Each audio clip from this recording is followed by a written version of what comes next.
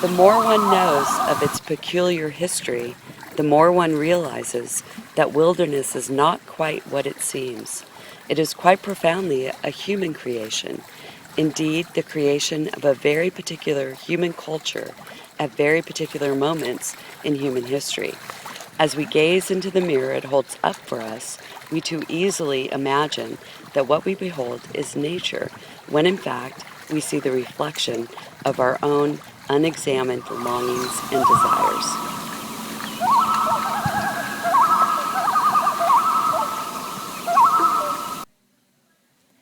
Throughout human history, there have been many meanings of the term wilderness, and this was certainly true during the Gilded Age. While earlier colonial Americans had viewed wilderness as a place of savagery, that view began to change with the advent of industrialization and urbanization in the mid-19th century. It did not mean, however, that the meaning of wilderness became clearer. Was the wilderness a place for spiritual retreat and escape, or was it a resource to fuel the engines of industry? Was it a vacation spot, or was it the source of one's livelihood? Should wilderness be preserved as a sublime cathedral of nature, kept forever wild, or should it instead be managed as a sustainable resource? People's answers to these questions at the end of the 19th century tended to depend on many factors, several of which we will explore today.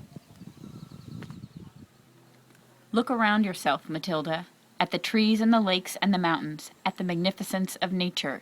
It should inspire joy and awe, reverence, respect. I had looked around. I'd seen all the things she'd spoken of and more besides. I'd seen a bear cub lift its face to the drenching spring rains.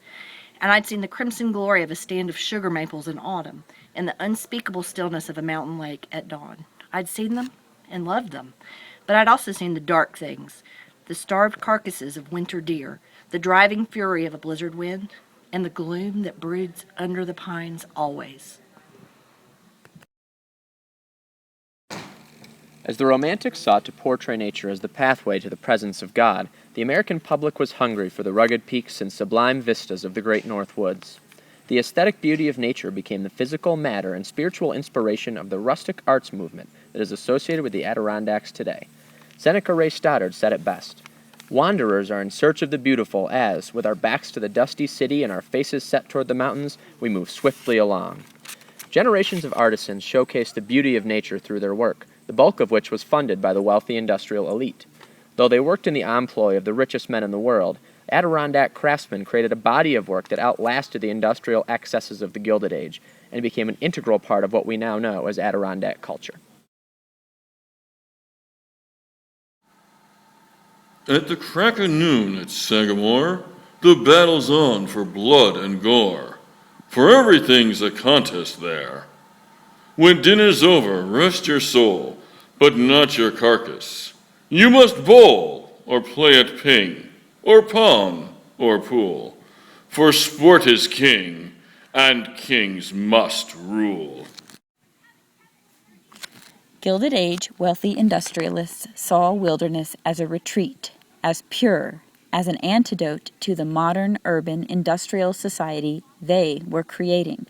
However, the reality of their experience in the wilderness belied an ambivalence about their willingness to be in the woods.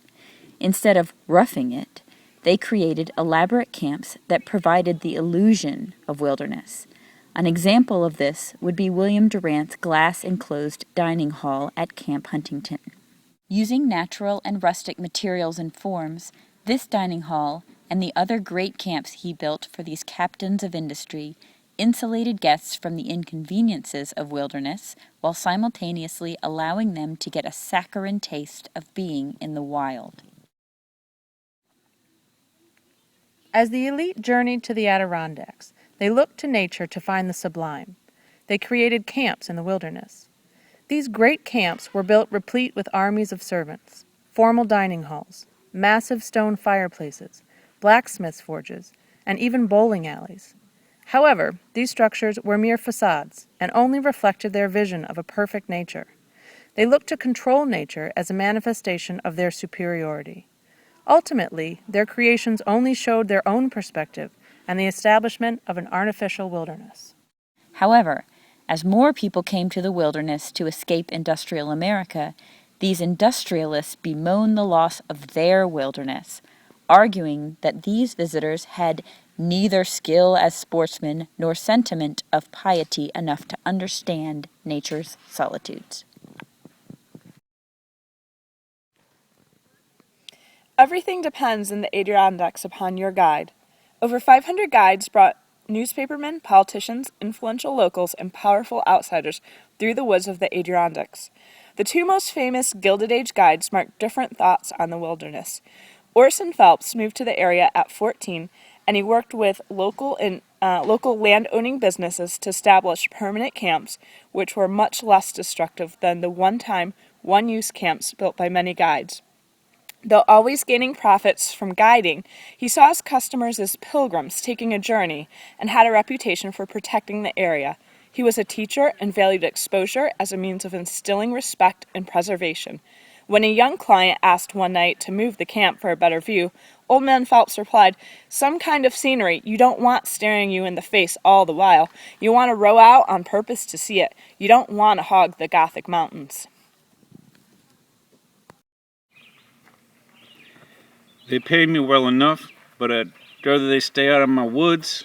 They come, I might as well guide them as anybody, but I'd rather they stay to them and keep their money. I don't need it.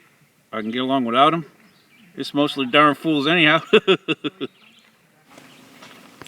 Alva Dunning was considered the best combination of hunter-naturalist and the guide who cared the least for the world of civilization. He could not tell you who was the governor of the state or who was president. He believed the earth was flat, and he ended up at Ragged Lake because he beat his young wife for infidelity and had to escape the law.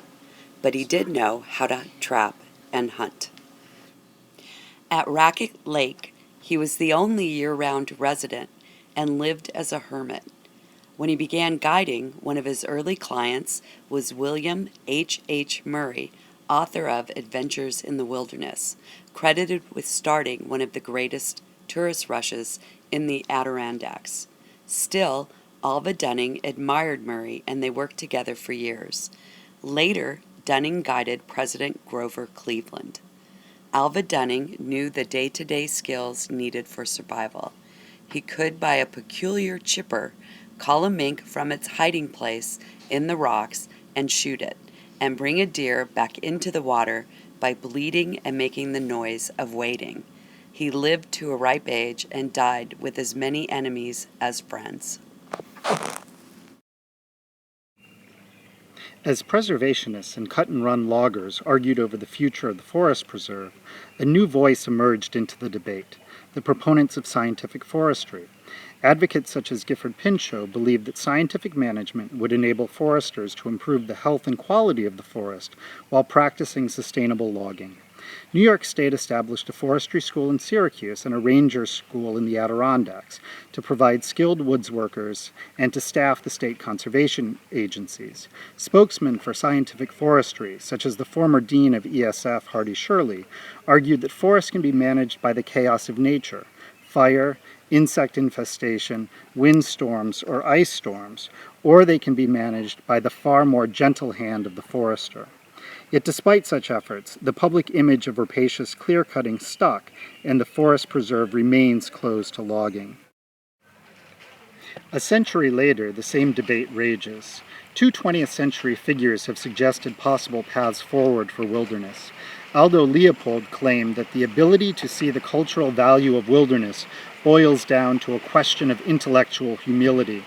Only when all of us approach these problems with humility and consider other perspectives can we move forward. In a recent NEH lecture, Wendell Berry argued that culture and community has to be based on the principle of care. We must combine imagination with deep knowledge and sympathy for all of the members of the communities, human and non-human, insiders and outsiders, so that our illusions of wilderness do not prevent us from caring for the reality of the natural world and one another.